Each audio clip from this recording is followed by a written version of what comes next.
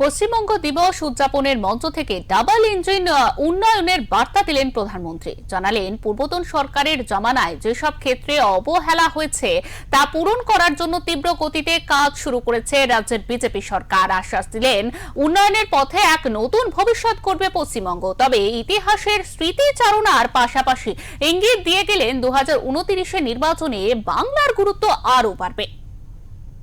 গত 9 মে ব্রিগেডে রাজ্যের নতুন সরকার গঠনের অনুষ্ঠানে এসেছিলেন প্রধানমন্ত্রী। তারপর গত 1.5 মাসে শুভেন্দু অধিকারীর নেতৃত্বাধীন সরকার বেশ কিছু নতুন উদ্যোগ নিয়েছে রাজ্যে। মহিলাদের জন্য বিনামূল্যের সরকারি বাস পরিষেবা, অন্নপূর্ণা যোজনা থেকে শুরু করে বিভিন্ন পদক্ষেপ করা হয়েছে। নতুন সরকার কেমন লাগছে শনিবার পশ্চিমবঙ্গ দিবসের অনুষ্ঠানে এসে রাজ্যবাসীর কাছে তা বাংলাতেই জানতে চাইলেন মোদী। তুলে ধরলেন পশ্চিমবঙ্গ দিবসের তাৎপর্য ও গুরুত্ব। পরিবর্তন ভালো লাগেছে তো मैं इस अवसर पर बंगाल के लोगों को और सभी देशवासियों को इस आयोजन की पश्चिम बंग दिवस की बहुत बहुत बधाई देता हूं। साथियों, आज आप सभी की मैं स्वच्छता से स्वागत पहल के लिए भी सराहना करना चाहता हूं, भूरी भूरी प्रशंसा करता हूं। প্রধানমন্ত্রী বলেন, এই 1947 সালে এই দিনে পশ্চিমবঙ্গকে আলাদা করে ভারতের অন্তর্ভুক্ত করার সিদ্ধান্ত পাশ হয়েছিল বাংলার প্রাদেশিক আইনসভায়। তার নেপথ্যে অন্যতম উল্লেখযোগ্য ভূমিকা ছিল শ্যামা প্রসাদ মুখোপাধ্যায়ের। দেশের তরুণ প্রজন্মকে পশ্চিমবঙ্গ দিবসের গুরুত্ব আরো বেশি করে বোঝানো দরকার বলে মনে করেন প্রধানমন্ত্রী। आज की पीढ़ी को हमें बार बार पश्चिम बंग दिवस की अहमियत बताने की जरूरत है। डॉक्टर श्यामा प्रसाद मुखर्जी इसका नेतृत्व कर रहे थे।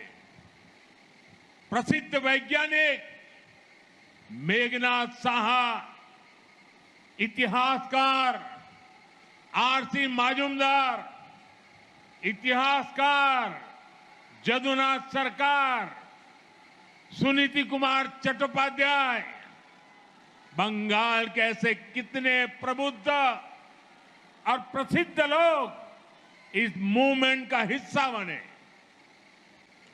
जीडी बिरला जैसे उद्यमियों ने इसे आगे बढ़ाया।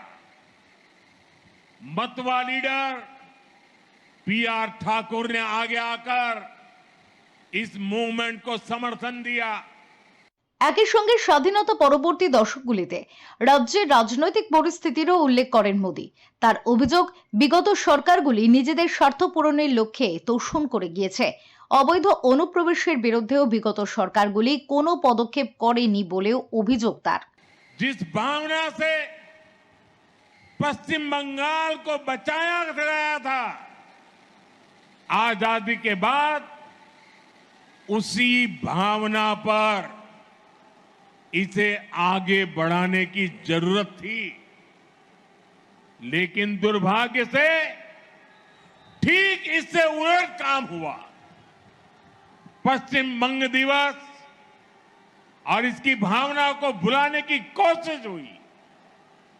বাংলার অস্মিতা ও দেশের প্রতি বাংলার অবদানের ভূয়সী প্রশংসা করেন মোদী।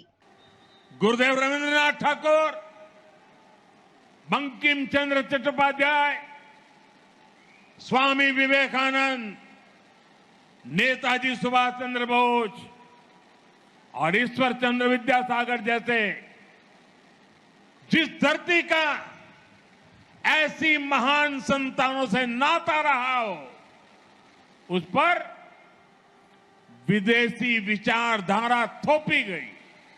गुलामी के दौर में हमारे बंगाल ने क्या कुछ नहीं सहा, कितने बलिदान दिए, कितने त्याग किए। 1946 में कोलकाता में हुई हिंसा, নোয়াখালী के दंगे, রাজ্যে নতুন সরকারের হাত ধরে আয়ুষ্মান ভারত যোজনা, রাজ্যের মহিলাদের জন্য অন্নপূর্ণা যোজনা, মহিলাদের বিনামূল্যে বাস পরিষেবা, সেসব কথাই তুলে ধরেন মোদী। উল্লেখ করেন রাজ্যে জনকল্যাণ শিবির, সীমান্তে কাঁটা তার বসানোর জন্য জমি দেওয়ার প্রসঙ্গ।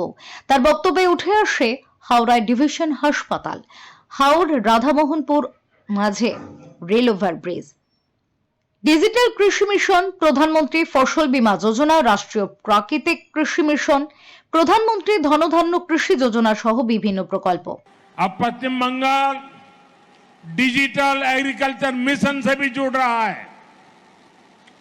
एग्रीस्टैक के माध्यम से किसान रजिस्ट्री बनेगी, गांवों के नक्शे और बोई गई फसल की जानकारी डिजिटल रूप में उपलब्ध होगी।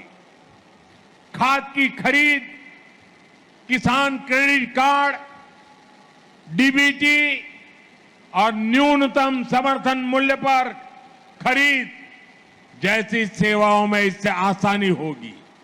পশ্চিমবঙ্গ দিবসের মঞ্চে দাঁড়িয়ে তার কথায় উঠে এলো কেন্দ্রের মিশন ইস্ট ইন্ডিয়া।